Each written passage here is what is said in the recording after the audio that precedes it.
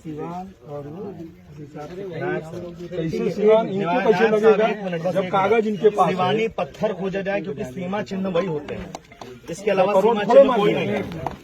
मैं आपको सेक्शन दिखा देता हूँ, सेक्शन 20 के अंदर स्पष्ट बताए सीमा चिन्ह कौन से होते हैं। आप क्लियर जान लीजिएगा, आप सीमा चिन्ह को नहीं बहस में नहीं, महाराज जो भी रखेंगे करेंगे बहस में रखेंगे।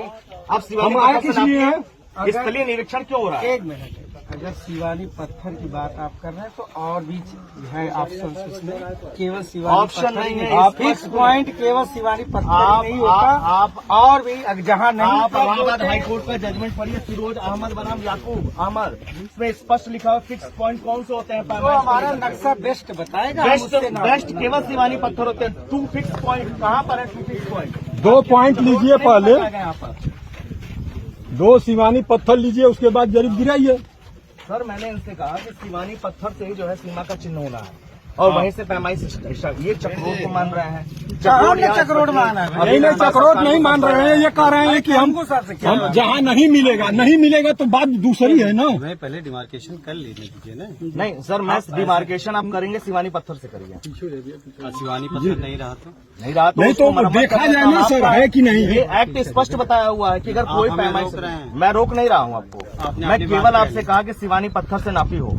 आप लोग ना, ठीक है, हमने आपकी बात सुन ली, आप लोग हमें अपना थोड़ा काम कर लेने नहीं, दीजिए। अगर आप गलत कर रहे हैं तो मेरा काम है आपसे अनुरोध करना कि महोदय ये गलत हो रहा है। देखिए ये पैमाइश का काम है, उनको थोड़ा सा फुर्सत दीजिए आप लोग। एक मिनट, नहीं एकदम पैमाइश होना है तो राजस्व संहिता 2006 से होना है, और राजस्व संहिता 2006 कहती है स्पष्ट रूप से कि जो भी पैमाइश होगी वो धारा 20 जो लिखा हुआ है कि सीमा चिन्ह कौन से होते हैं उसके आधार पर होना है। तो मैंने कोई गलत बात तो कहा नहीं है।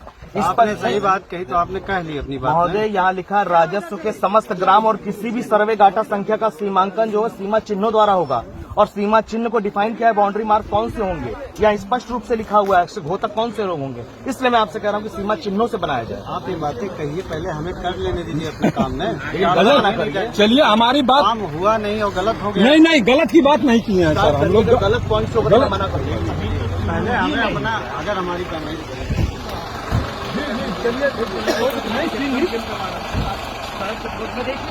अगर सड़क चक्रोड दिखाई जाएगी तो ये गलत होगा। कोई दिक्कत नहीं, शुरू नहीं सर, इनको कह रहे हैं सीमा चिन्हों से बनाया जाए।